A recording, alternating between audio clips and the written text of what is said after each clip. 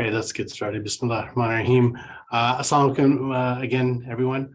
My name is Nadeem Mian. I'm the portfolio manager for Sharia Portfolio Canada here in Oakville, Mississauga, Ontario.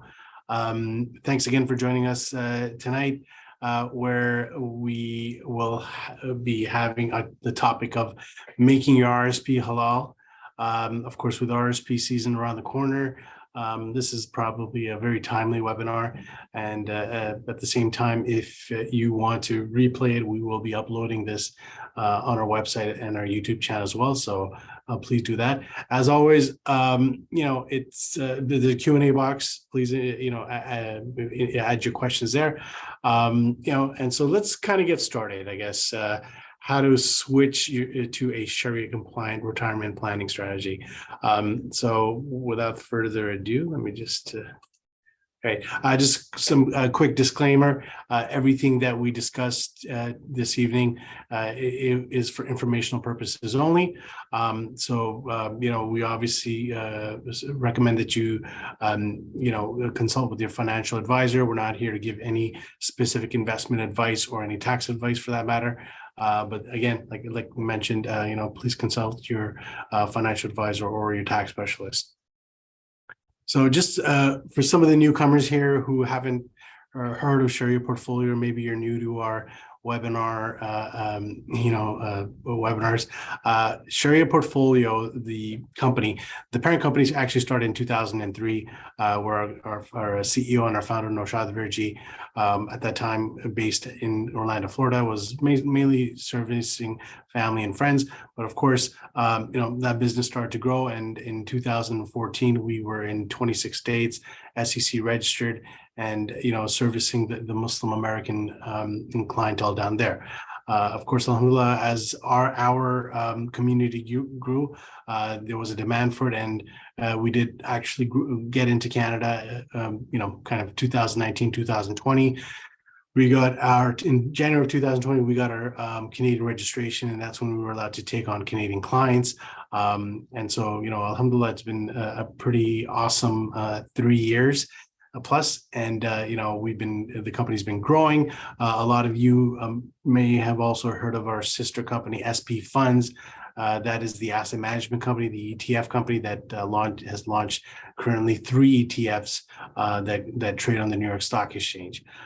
So our focus here at Sharia Portfolio Canada is we are a full service, we're a full service investment firm. We provide financial advisory and wealth management services.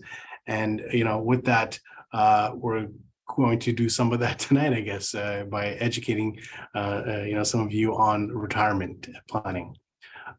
So I'll just kind of start off with maybe something from a Deen perspective and what the importance of retirement planning is, right? Because a lot of this presentation is obviously going to be based on technicals and kind of like the Dunya stuff. But, these are just kind of 2 hadiths that stick out to me, where it talks about, and the importance of it. So the first one is from Sahih al-Bukhari, where it says, I quote, "You better leave your inheritors wealthy rather than leaving them poor, begging others. You will get a reward for whatever you spend for Allah's sake, even for what you put in your wife's mouth." This part of the hadith is from Sa'd bin Abi Waqqas. What the hadith is pretty much kind of outlining is the importance of, maintaining your wealth and not leaving your inheritors kind of begging, so to speak. And of course, the other one is from Anas bin Malik, narrated that a man said, "O Messenger of Allah, shall I tie it and rely upon Allah, or leave it loose and rely upon Allah?" He said, "Tie it and rely upon Allah."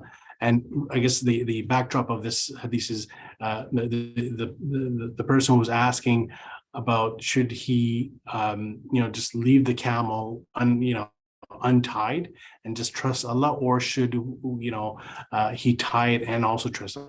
And ultimately the Prophet, peace be upon him, said that tie it and trust Allah. I guess this speaks to a little bit of risk management in my point of view, is that, of course, we always have trust in Allah, but at the same time, we need to plan, in every aspect of our life, really. And again, just, some kind of walking into the dunya here, the importance of retirement planning, because this is a very important topic. I think, when I speak to a lot of our community, especially like the new people that reach out to us, I find that, we're not, as up the learning curve when it comes to retirement planning. But the fact of the matter is, we cannot work forever. And life expectancy is actually increasing. So these are kind of two things that we have to keep in mind. There's just all sorts of other, events that might happen in our life. Of course, may Allah reward all of us with the, great health and a long life. But, there are complications. Life does kind of throws curveballs at you. And so ultimately, I think now it's much more important for us to make financial planning an essential part of our life. And even socially, we are changing. For example, my parents' generation, their retirement planning was pretty much their parents, whereas the new generation, that might not necessarily be the case, right? So, and again, this is also speaking to the importance of retirement planning. I am a big Michael Jordan fan. Sorry if there's any LeBron fans out here.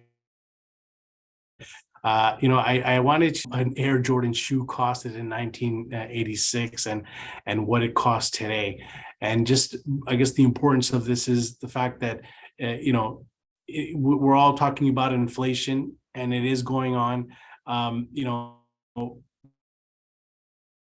During this time frame, I mean, you could see that the cost of this shoe has gone up 8.5%, sorry, 8.5 times, or 850%, whatever you want to call it.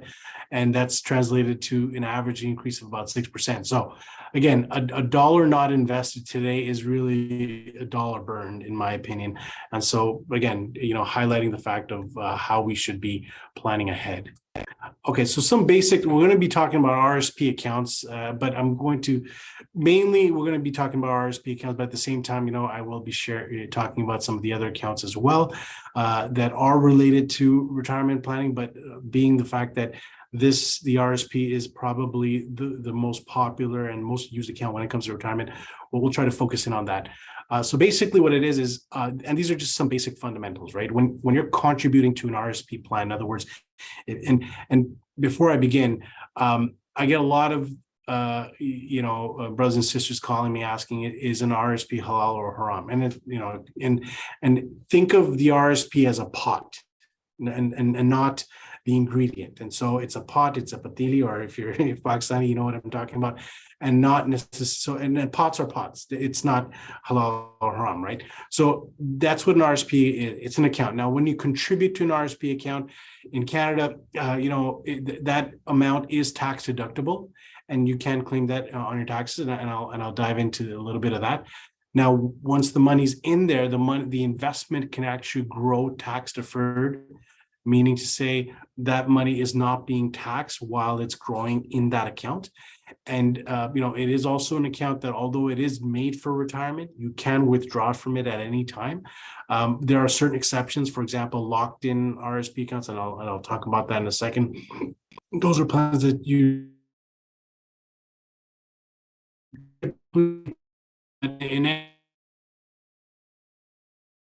withdraw from it, but you will be to exception if your first time home, and there's another option as well, which called a life learning plan, which means if you want to go back to school and use your RRSP funds, you can do that. So these are kind of two exceptions where you can withdraw from it without any tax consequences. But at the same time, like I said, most RRSP accounts, you can withdraw from it, but you're obviously going to have to pay CRA eventually.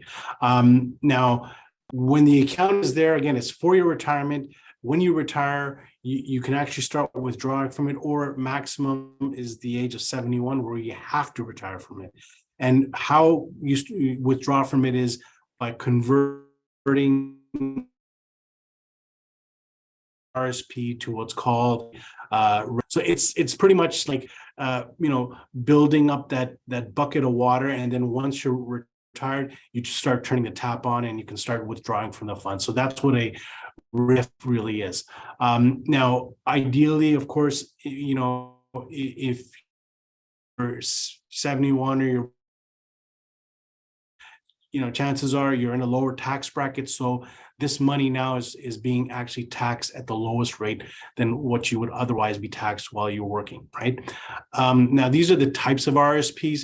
The individual RSP is what it is, which is it's under your name. You're the person that's contributing to this plan. It's your money and so forth. You also have a spousal RSP where in a lot of cases, what you might have is you have a couple, one spouse is earning the most of the income, the other spouse is not. So what that high income earner spouse can do is they can set up a plan for their spouse who's not earning any income. They could put money into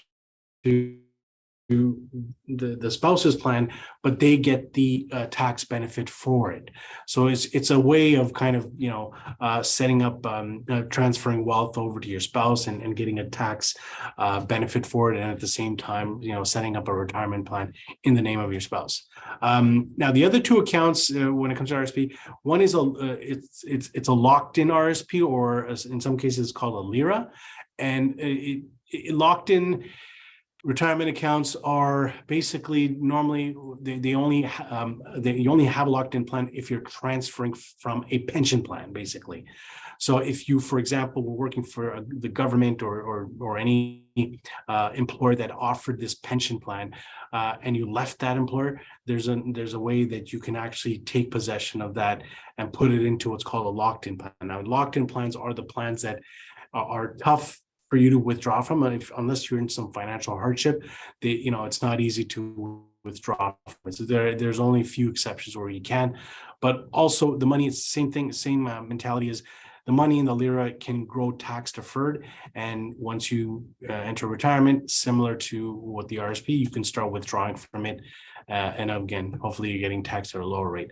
The last one is the group RSP. Now, some of you might be working for an employer and they have a plan set up, and typically a lot of employers do this to attract and maintain their workforce, where you might put in a certain amount and your employer matches, and ultimately what you have is you have an RSP account. Now that plan it's otherwise known as a defined contribution employer plan. That means you're contributing to this plan, and ultimately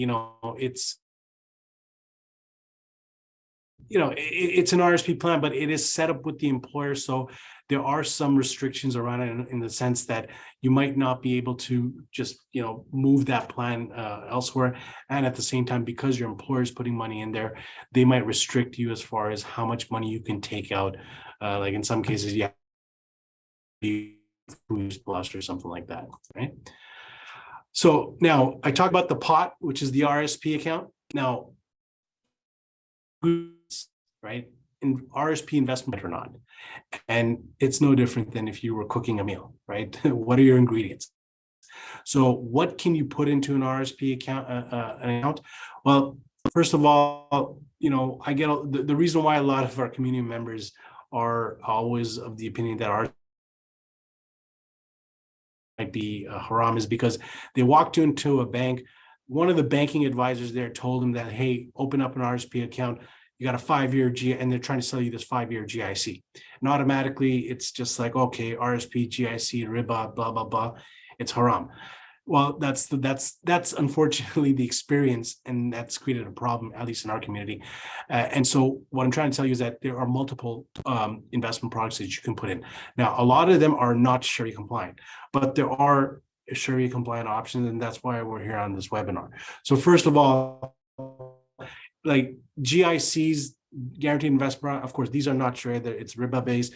Mutual funds, pretty much they're not Sharia. I mean, there might be 1 or 2 funds out there, but ultimately in the world of mutual funds here in Canada, there aren't any real options in my opinion. So, that's pretty much not Sharia. Savings deposit, that's simply just leaving your money in cash and earning the riba again. That's not Sharia. And bonds, of course, are traditionally fixed income, or you can buy government of Canada bonds, corporate bonds. In the traditional world, actually, bonds are a pretty big portion of a lot of Canadian investments. But again, in our case, it is not Sharia, so we don't invest in it. Now, here's where we're getting into some Sharia options. Stocks, there are Sharia options out there, and we'll dive into what that means. And exchange traded funds, ETFs. And ETFs, the reason why I say ETFs is because ETFs are traded on the exchange. So you can buy them again if they're Sharia compliant, and there are some, and we'll talk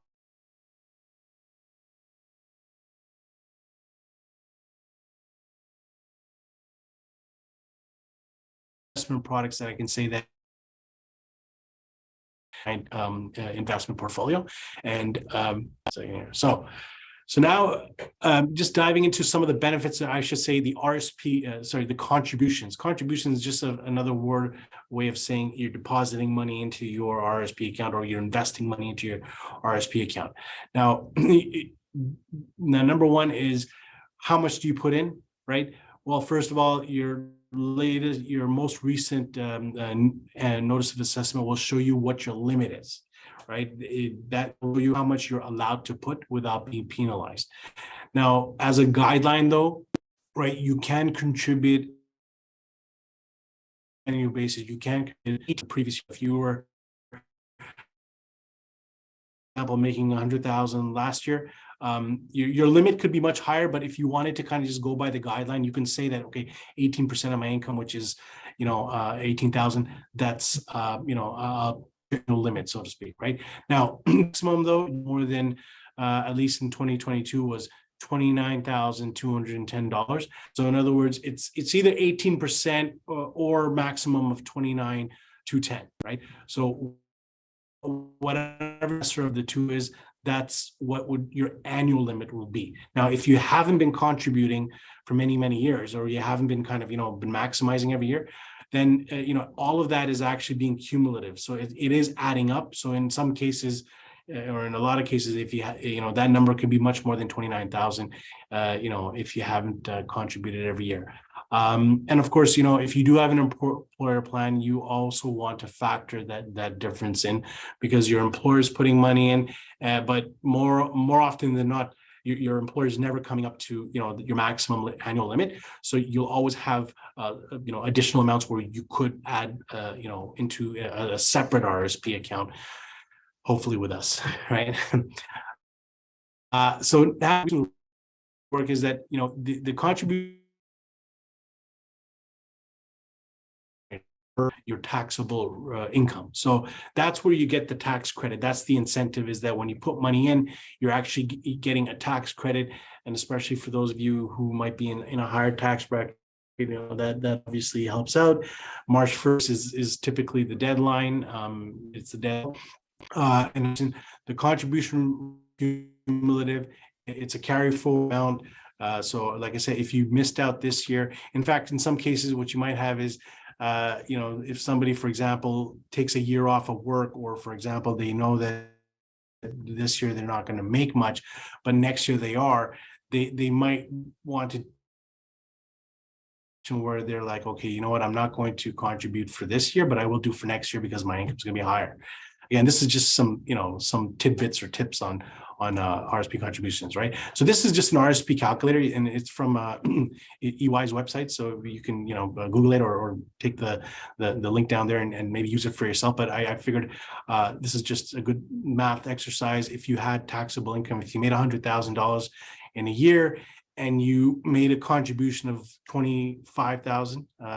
Well, actually, yeah, that's more than 18%. But assuming you had unused room, you can see that your tax credit would be about 8,000 or 8,100, right? In Ontario. Now there are obviously other provinces, so whatever province you're in, you can kind of use this as a gauge. So again, it's a way to get that tax benefit from the government by making that contribution. So just kind of, now we're talking about retirement planning. I know RSP is obviously the focal point, but I did want to touch on some of the other retirement plans or retirement related plans out there. So like the other option obviously is the pension plans, defined benefits plan, which again, these are also employer sponsored. Now, mind you, a lot of this, a lot of these plans aren't kind of around, with private companies anymore. Most of these pension plans you're going to find in government situations. Excuse me, if you work for the government or you're a teacher or you're, a police officer or something like that, you typically have this pension. Another type of defined benefits plan really is stuff like CPP, old age security, GIS, especially CPP, where you're actually paying into this plan, and they have obviously this, but when you retire, you are entitled to get those payments back or get an income flow back, right?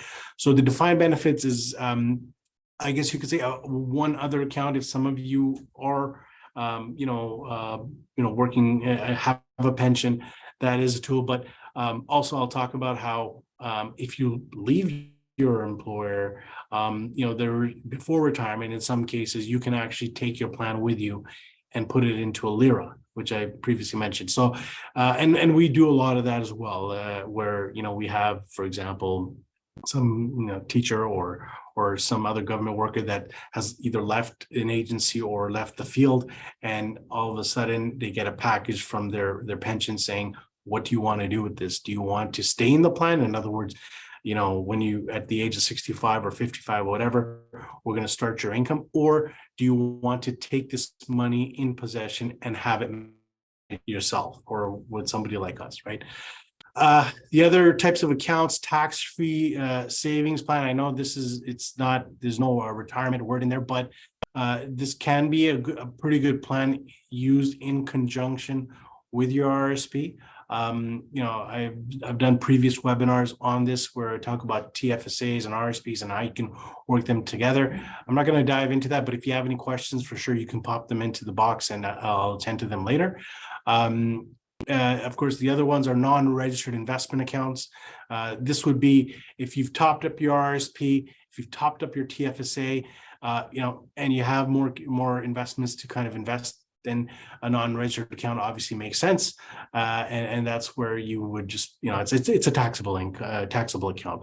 And the last one is actually real estate. Now, the reason why I put real estate in here is because there are people out there that, for example, own a home, and obviously that home is a big chunk of the net worth, and when it comes to retirement, their plan is that I'm going to downsize, I'm going to sell my home, I'm going to move into something else, and I'll have a windfall of cash. So I just figured I'd mention it there because I think it is a part of retirement planning, because that more often than not, that does have happen where, let's face it, children get married, they go away, and now, mom and dad are home, and now they have this big house and they want to, downsize. So, and they fall into this windfall of cash. So now, having said that, now we're at the heat of, I guess, which is switching to halal. So if you do, for example, have, and it's currently not Sharia compliant, how can you make that Sharia compliant? Well, first and foremost, at least with Sharia portfolio, I'll dive into the Sharia compliant aspect of it. Now, this is what our firm uses as the rule book or as the fatwa when it comes to whether an investment is deemed to be Sharia compliant or not. So AAOIFI is the Sharia council that we kind of abide by, and now this is a council that's based in Bahrain. They have something like 20 scholars from 10 different countries. You could see some of the names on the list here. And so essentially what they've done is they've written the rule book on Islamic finance. It covers, lending and mortgages, for example, to insurance, to investments, right? Obviously, we as a firm, Sharia Portfolio Canada, we're only focused in on the investment side of things. Ultimately, when we are doing our Sharia screens for our funds and for our investments, we want to kind of abide by their rules. Now, what are their rules? Now, this is the eye test rule, which I'm sure you don't need to, be a finance genius to do this, where, of course, we're not buying any gambling or alcohol or any of these haram-related sectors. But that's the eye test. And of course, we're not going to buy, shares of Molson and any casino stocks. That's a given. but more detail than that. And here's where we're diving into some of these things. So for example, it's not just, it's not just the business, but no more than 5% of the income that a company makes can be non-permissible. So meaning to say, for example, currently right now, Walmart is not Sharia compliant. Now, I know everyone shops at Walmart and they you might like it, but the fact of the matter is Walmart is selling too many non-permissible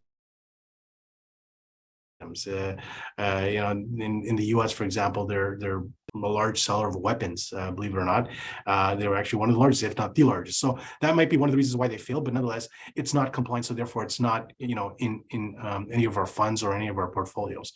The other two criteria are centered around riba, which basically the second criteria would be where the interest-bearing debt cannot exceed over 30% of the capital of the company.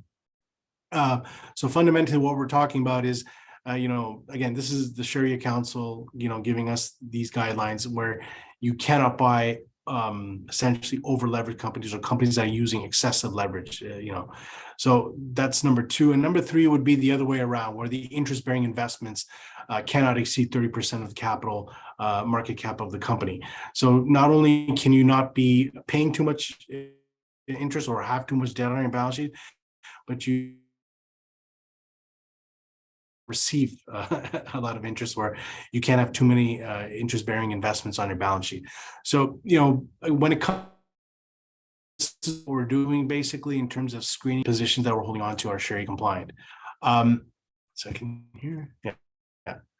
So in terms of Sharia Portfolio Canada, what value do we bring? We are an independent and full service wealth management firm. We're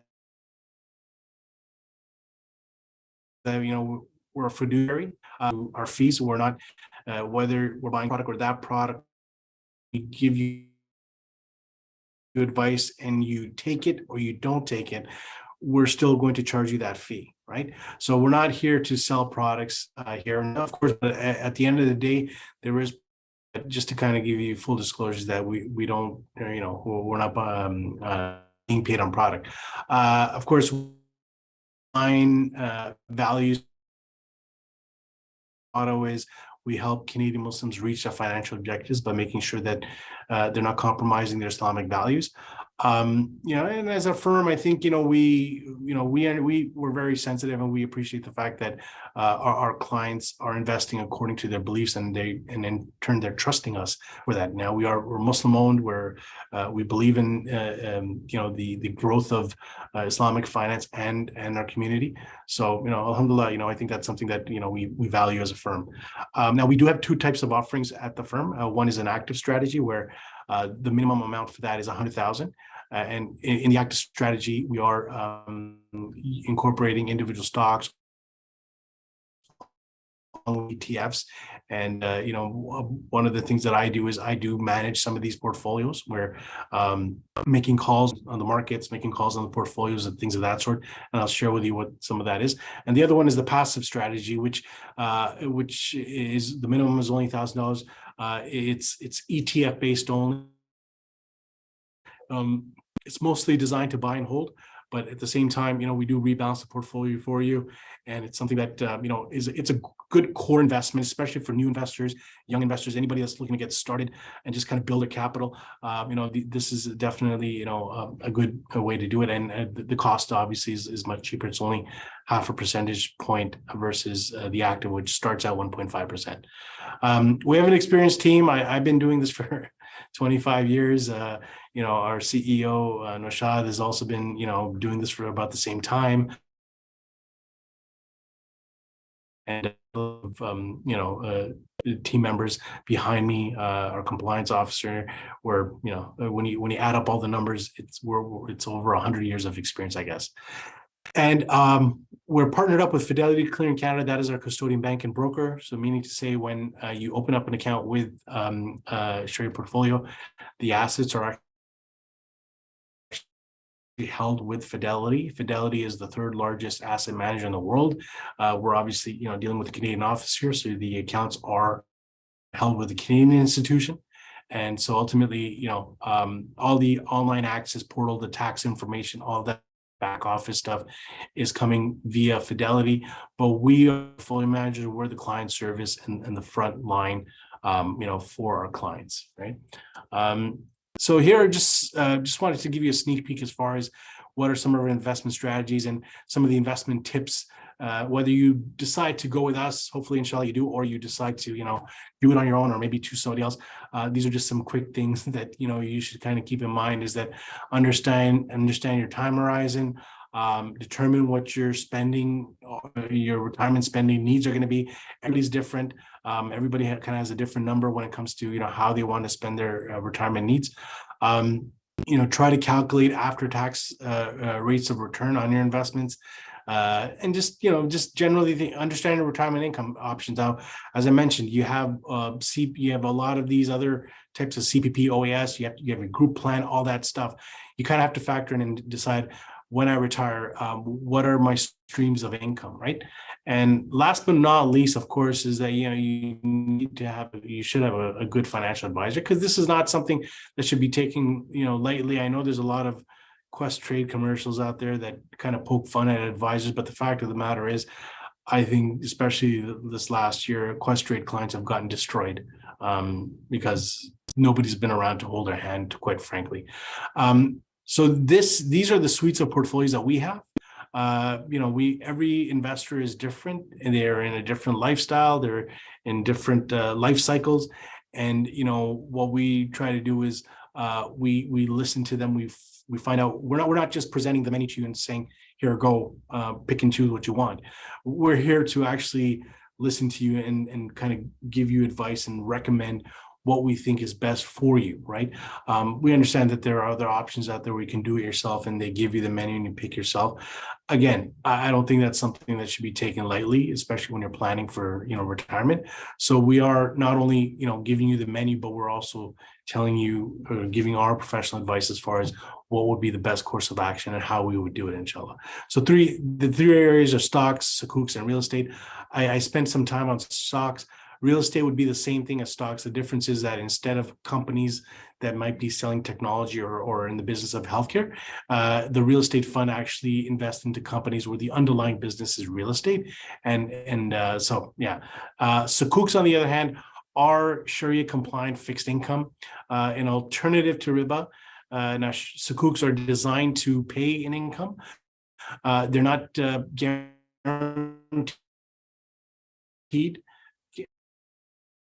They don't get designed to preserve your capital and not give you that volatility in the market. So, our role is to kind of manage the portfolios, figure out what's the right, at the same time, rebalance and make sure that, your portfolio is still on course, right? So now, if you've hopefully, gotten a good vibe from all of this, and, if you decide that you want to take the next step and maybe become a client of our firm, inshallah, it's quite easy. And number one, you can definitely go onto our website, click on the get started, open an account, just put your information down, your basic information, I guess, name, address, date of birth, all that other stuff. Once you've completed that questionnaire, one of my team members will reach out to you and get the account opening process started. That's, of course, if you're on the desktop. We also have an app, both on Android and Apple, and you can definitely download the app. And once you download the app, once again, there is a get started tab there. Just simply click onto it, put your information down, and like I said, one of our teams will be in touch, to account set up for you. Now, as far as setting up the account, that's one thing. If you have existing accounts at other financial institutions, and you're deciding that either, number one, I'm not happy with them, and number two, I want to, more importantly, make it Sharia compliant. Well, good news, you can transfer most of these accounts over. For example, what is transferable is stuff like just individual and spousal RRSPs, as I mentioned before. These are just, regular RRSP accounts. Non-registered accounts, same thing, taxable account. They could be joint, individual. TFSAs as well, group RSPs from your ex-employer. So in other words, if you previously were working at another company and you've moved on, chances are you probably still are getting some type of a statement from like a insurance, like a Manulife or a Standard Sun Life and whatever. So that plan, you're no longer with that employer, you can actually transfer that plan over to us. And also similarly, if you were, like I mentioned, if you were in a pension, and you've left that. Now, a lot of the cases when you leave, for example, if you're a teacher and you've left that profession, they might give you a package and say, here's your pension. What do you want to do to act on it? Really, what happens is you can opt out of the plan and take the cumulative value and put it into like a locked-in plan. I've actually done a previous webinar on this topic. So if you're in this situation and you want to know more, definitely go onto our website. You can look it up. It's or maybe Saladin, you could put it in the link in the chat, and you can use that as you can follow, you can listen to that. The only plans that are not transferable really are if you're currently working for an employer, like if you're currently in a group RSP or you're currently in a pension, you can't transfer that over because it's an active plan and so forth, right? Now, the transferring part is very easy. Our client admin team, they handle the transfers. In other words, you don't have to go to your bank or your financial institution and say, I want to move the account. All you simply have to do, of course, you do have to, we do have to open the account here, and then you provide us with a statement. And then ultimately, we help you fill out the document. And you obviously sign off on it, and everything can kind of come over within that same structure. So you're not from your RSP or any of these accounts, just simply moving your RSP from one financial institution to another. And then once it's here with us, then of course, we can get the intention to put that into a compliant portfolio that hopefully can, help reach your financial objectives, right? So with that, we will, I guess, take your questions. If you guys have any questions, you can put them in the chat or you can put them in the, and okay, so that's the link here. Of course, if you'd like to book a private appointment or a meeting with me, you can definitely just go at Brother Saladin's actually put a link up there where you can, book a time slot and have what's called, just say it's an initial consultation. So all you're really doing is we're just having a chat. We're just looking at what your financial situation is and hopefully trying to give you the best advice possible on that. So thinking here. Yeah, I guess we have a pretty quiet crowd here tonight. I don't got too many questions. I'm just a couple of things I will,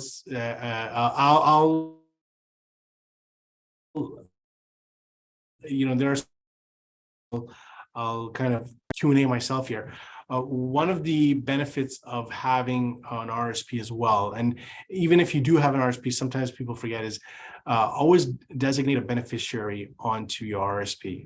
And the reason for that is because number one, the option's there for you to do it. It God forbid, in the event if you were to pass, you can, for example, designate that amount to your spouse, and everything would basically, go over into your spouse's name, bypassing any probate or anything like that. Because it's a registered account from the government, it does have that special status where it's one of the few assets that can be transferred over, without any complications or anything of that sort.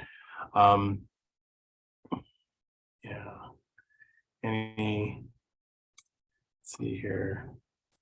Yeah, no, I guess that's it. That's it, I guess, right? So, well, Jazakallah khair, guys. I think this is the easiest webinar I've done. But thanks again for joining us. And we might have one question here. Could you explain what is Life Path Index 2050? Is it Sharia compliant? Okay, so I'll explain that. So, now I'm pretty sure what I know what this is. So these are kind of targeted funds. So for example, Life Path Index 2050 would be the fact that 2050 is hypothetically the age that you are targeting to retire. And so what they're doing is they're saying, okay, fine,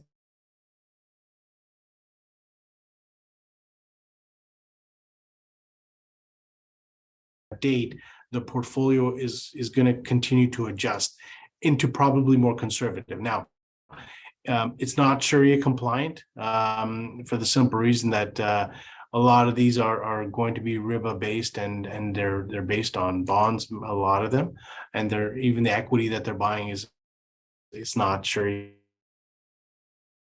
Unfortunately, it's not Sharia compliant. One thing I will say, I will add, because I understand that now most of those funds, a lot of those funds are offered at group RSP plans.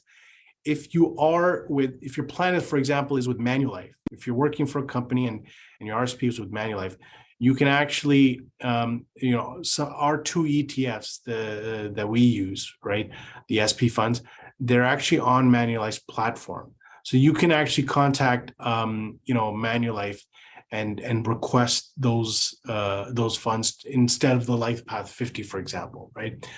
I have another question here. Do Sharia portfolio have an office in Ottawa? No, we do not. But we do have clients in Ottawa. We do a lot of stuff virtually. Although I do also visit Ottawa. I was in Ottawa. When was this? In October. We had a small event there, and so and then also I'm originally from Montreal, so I do go to Montreal quite a bit. So I have no problems with Ottawa. We have clients there. I do plan trips out there, and I think we might have something maybe in the next month or so, maybe even during Ramadan. I might be in Ottawa, but if you want, shoot me an email. And maybe inshallah we'll keep in touch. What is best to transfer account from group RSP to, what is best to transfer account from group RSP to RSP or TFSA account? Okay, so if I'm understanding this brother or sister's question here, if you have a group RSP and you're looking to transfer for tax purposes, it's probably best to just keep it in the RSP, right? Because that way you're not triggering any taxes.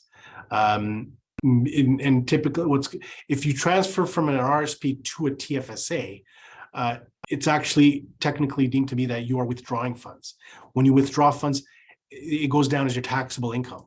So the thing is, ideally, if you have group RSP and you're looking to transfer it into just a regular RSP, because that doesn't count as a tax implication. And then ultimately, if you do need the money from your RSP, yeah, sure, you can take it out if you need it. But I would say, just kind of keep it within the RSP structure if you don't need it. Another question here from Brother Anzeb. If we are with a group RSP with current employer, is there a way to make it Sharia compliant? So as I mentioned, who is your plan with is probably my question to you. If it's with Manulife, then yes, you can. Manulife actually carries our Sharia fund. In fact, Saladin, if you can maybe Google that link and put it on the chat, Manulife SP funds, and maybe we can share it with our attendees. So what I would say is, if it's with Manulife, then your best option would be to contact Manulife, your rep there, and demand that, and demand the fund, and say, look, I understand you have this fund in your lineup. One is the equity fund, the stock fund, and the other one is the Sukuk fund. So you would have to put the money in yourself and kind of over. But there are. Can we get advice in French? Now, I am from Montreal. I do understand French, speak French. I've been away for 20 years, so my the work right now. So I can, if push comes to shove, we can definitely have this conversation in French, but I can definitely understand everything. I can read everything, so that's not a problem. It's just hopefully now we are actually getting a lot of clients in Quebec, so I'm brushing up my French as we speak. How much fee you charge for the investment? Okay, that's a good question. So as I mentioned, we have two types of offerings. We have the passive strategy and we have the active strategy. Now, for the passive strategy, it's 0.5% is the account management fee. That fee basically covers everything that we provide as a service to you, the client. The other fee that we have is we do have a trading fee that Fidelity, which is $50 flat. 4% of the value of the portfolio, the transaction cost to buy the funds would be $15. Now, that's the passive. The active, which is more actively managed when it comes to stocks and everything. Like I said, the minimum for that is 100,000. It starts at 1.5%, but it's tiered pricing, so it does go down, as the value of the portfolio.